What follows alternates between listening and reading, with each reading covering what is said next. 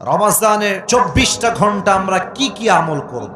রমজানের 24টা ঘন্টা time management কেমন হবে। ফজরে কি করব, জোহরে কি করব, আসরে কি করব, মাগরিব পরে কি করব, বাদ এশা আমরা কি করব। 24 আওয়ার্স রুটিন অফ দ্য রমাদান। আমি শুরু করছি একদম শুরুর থেকে। আপনি ঘুম থেকে উঠলেন, ঘুম থেকে উঠেই সোজা অজু করবেন, অজু করে শুরু করবেন তাহাজ্জুদের নামাজ। মুমিনের ঘুম থেকে উঠেই শুরু হবে পবিত্র হওয়ার পরে তাহাজ্জুদের নামাজ। তাহাজ্জুদ শুরু করবেন, তবে তাহাজ্জুদ যে 20 রাকাত পড়তে হবে, 10 রাকাত পড়তে হবে, it's exactly not like that. আপনি জাস্ট 2 রাকাত পড়েন, অথবা আপনি জাস্ট 4 রাকাতই পড়েন, তবে তার তিল সহ পড়েন। কোরআনটা সুন্দর করে তেলাওয়াত করেন, ইখলাসের সঙ্গে আদায় করেন। হাদিসে আসছে, আখলিস দীনাকা ইয়াকফিকা আল আমালুল কালিল। জান্নাতে যাওয়ার জন্য অনেক আমলের প্রয়োজন হয় না। বান্দা যদি একটা আমল ইখলাস নিয়ে করতে পারে, হতে পারে একটা আমল তার জান্নাতে যাওয়ার ওয়াসিলা হিসেবে কবুল হয়ে যাবে। সুবহানাল্লাহ পড়ে সবাই। প্রথম কাজ তাহাজ্জুদ দিয়ে আমরা শুরু করব। আচ্ছা, তাহাজ্জুদ শেষ, আসসালামু আলাইকুম ওয়া রাহমাতুল্লাহ, আসসালামু আলাইকুম ওয়া রাহমাতুল্লাহ, তাহাজ্জুদ শেষ। এবার বসে বসে যা পাঠ করবেন শিখাই দিচ্ছি। কয়েকবার পড়বেন আস্তাগফিরুল্লাহ, আস্তাগফিরুল্লাহ। পড়েন দেখি একবার সবাই আস্তাগফিরুল্লাহ। আমার কানে একটু প্রবলেম হয়েছে, মনে হয় শুনতে পাই নাই। আর একবার সবাই জবান থেকে পড়েন আস্তাগফিরুল্লাহ। কয়েকবার ইস্তেগফার পাঠ করবেন, তারপরে দুরুদ ইব্রাহিম পাঠ করবেন। দুরুদ পড়লে কি লাভ হয়? দুরুদ পড়ার পরে যেই দোয়া বান্দা আল্লাহর কাছে করে, আল্লাহ তার দোয়াটা খালি হাতে ফিরিয়ে দেয় না। সুবহানাল্লাহ। ইস্তেগফার পাঠ করবেন, দুরুদ পড়বেন, দোয়া শুরু করবেন আল্লাহর কাছে। যা মনে চায়, যা আপনার দরকার। যাদের বউ নাই, আল্লাহকে বলবো, আল্লাহ এবার বউটা আমারে দিয়ে দাও আল্লাহ। বড় সবাই আমিন। যারা আমিন কয় না তারা কেউ বউ পাবে না। এটা জোরে কতি হবে আমিন। আপনার যা যা চাওয়া আছে তাহাজ্জুদের জায়নামাজ বিছিয়ে দোয়া করে চাইবেন। শেষ তাহাজ্জুদ যখন শেষ হয়ে যাবে, আসবেন সাহরি খাওয়ার জন্য।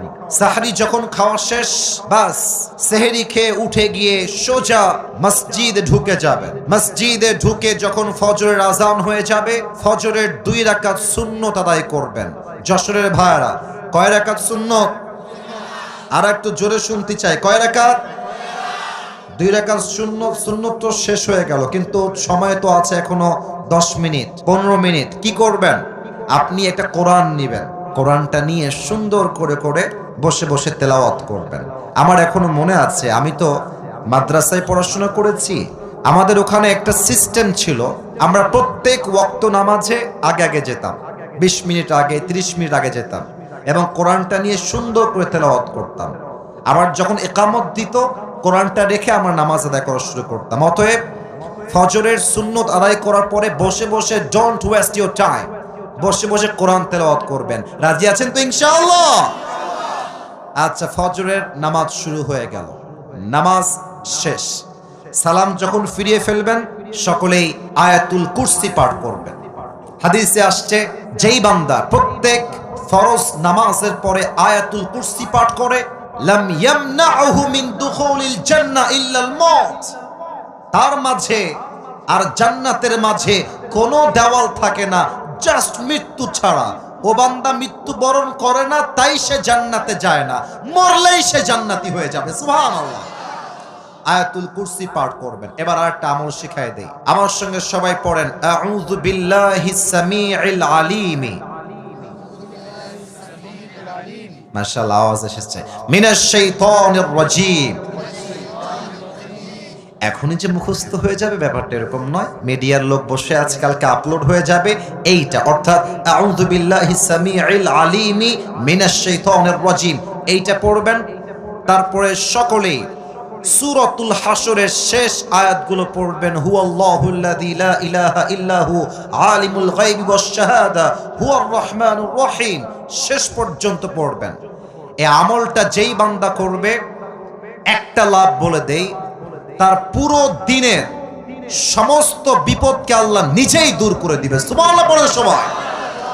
সূরাতুল হাশরের শেষ 3 আয়াতের আমল শেষ।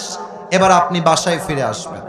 বাসায় এসে বসে বসে কোরআন তেলাওয়াত করবেন। কোরআন তেলাওয়াত